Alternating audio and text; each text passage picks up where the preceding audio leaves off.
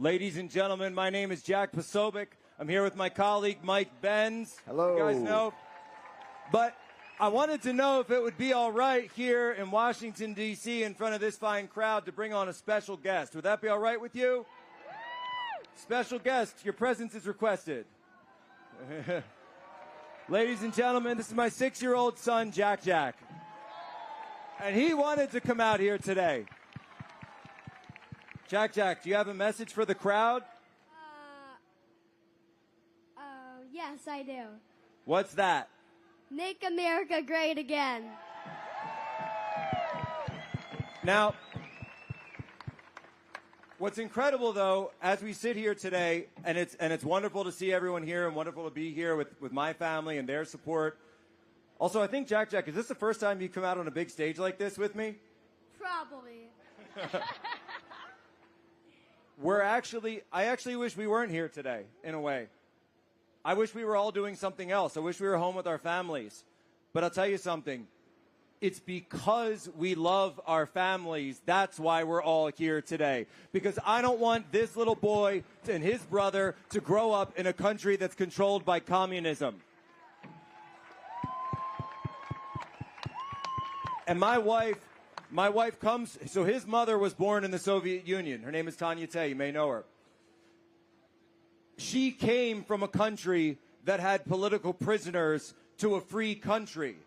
And yet, as we stand here today, her son is now growing up in a country that has political prisoners. And when this day comes forward and Donald J. Trump becomes president, every single political prisoner will be pardoned and freed on day one.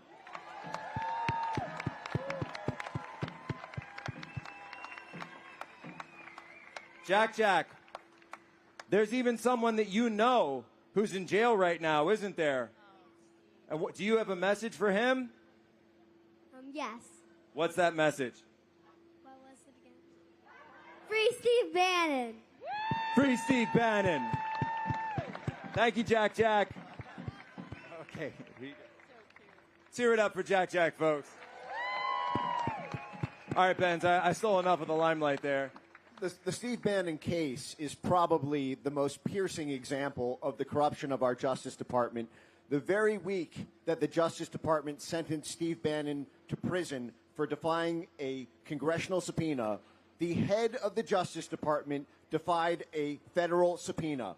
And when Congress referred the head of the Justice Department for prosecution by the Justice Department protected their boss, who was protecting his boss, from providing incriminating evidence that might impact this election, if folks remember that episode. But effectively what you have here is when Steve Bannon did it, it was a crime.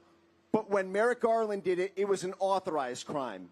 And we now have a two-tier justice system where every year almost 25,000 crimes are authorized by this Justice Department to agents and informants to infiltrate anyone who might mobilize a political movement that could unseat this current government from power. And what we've always seen this Justice Department or our justice system as being this rock of Gibraltar, solid as the earth itself. But what we're finding now, and questions we're having to ask that we've never had to ask before, it's now a strait of Gibraltar. Everything else passes through this narrow strait in the Justice Department. The corruption of the FBI, the corruption of the White House, the corruption of the Defense Department and the State Department and the IRS. When the Justice Department protects criminals, we have a criminal justice department, not a criminal justice system, and the criminals are running it. And the best thing we can do is change the senior leadership of the Justice Department in 1 month's time. And folks, I'll tell you something else. Take a good look around here, folks, ladies and gentlemen. You are in the belly of the beast as we sit. We've got the Department of State right over here in Georgetown, Main Justice, the Department of Justice headquarters, the U.S. Capitol, the Pentagon over there, the White House over here. They call us criminals. They called you a criminal because you supported the freedom truckers like Give, Send, Go was just here doing. They call you a criminal because you refused to be silent. They called you a criminal because you refused to get an experimental untested vaccine. They call you a criminal because you're a Catholic and you wanted to organize. They call you a criminal because you don't want your sons and daughters being taught transgender nonsense in the classroom. Well, ladies and gentlemen, take a look around. We aren't the criminals. We are surrounded by the criminals. They are the criminals. And in 36 days' time, we are going to evict those criminals from office. And we are going to install we the people as the new rightful leadership of the United States of America. And I'll tell you, looking at the incredible lineup that I've seen here today and the incredible movement that's going on, it kind of feels like we're watching the assembly of a new generation of founding fathers, the new founding fathers. And you know something else? I love the team that we've put together. Benz, who do they have on their team? Have you seen their team? My goodness. It's JV, and they're ripe to be replaced. But we are not defenseless here. Everyone is coming from different parts of this country to this event, and it's amazing that we're all here. But every state right now, and you can go back and tell your state assembly members that they can use malicious prosecution laws. Every state has some form of malicious prosecution laws. When prosecutors go rogue, we now don't have attorney generals or district attorneys. We have prosecution factories out of the state of New York, out of the District of Columbia, and every state's National Assembly can beef up its malicious prosecution laws so that when prosecutors go rogue and they reach into your state to indict you for premeditated jaywalking, you should be able to sue them in state for their rogue activities. And when that gets implemented, if any state assembly, Florida, Texas, Ohio, Tennessee, you name it, the moment they start feeling the same thing that they've been doing to you, I think that little delivery system of empathy through something that I've heard is called rule of law may be able to provide a chilling effect to this, because it's not until they feel it themselves that they will understand that Lady Liberty carries a scale and a sword, and that does cut both ways.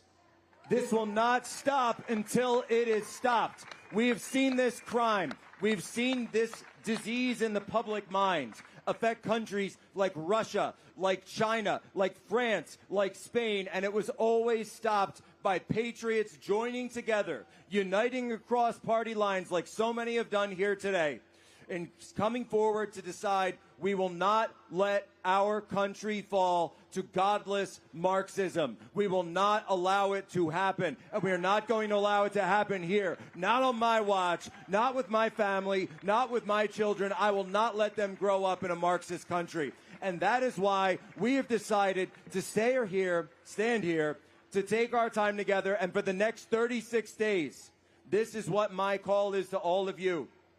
Leave it all out on the field. I'm going to leave it all out on the field. I want you to leave it all out on the field. Take your vote, 10x your vote, 10 of your friends, 10 of your colleagues. Be obnoxious. Be that squeaky wheel. Be the person that will not quit and will not give up. Because I don't know about all of you, but I'm not going to sleep until at least, 3 a.m. on election night. Because we all know what happens at 3 a.m. on election night. Am I right, folks? No. Water mains have a weird habit of breaking around that time. Precisely, right around the time when all the pipes burst. We know that if we, the people, remain vigilant, it's not just about winning an election, folks, because winning is just step one.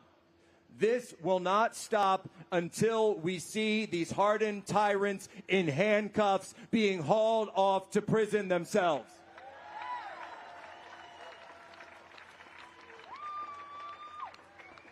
And that is why, and they know there's one man who can stop them.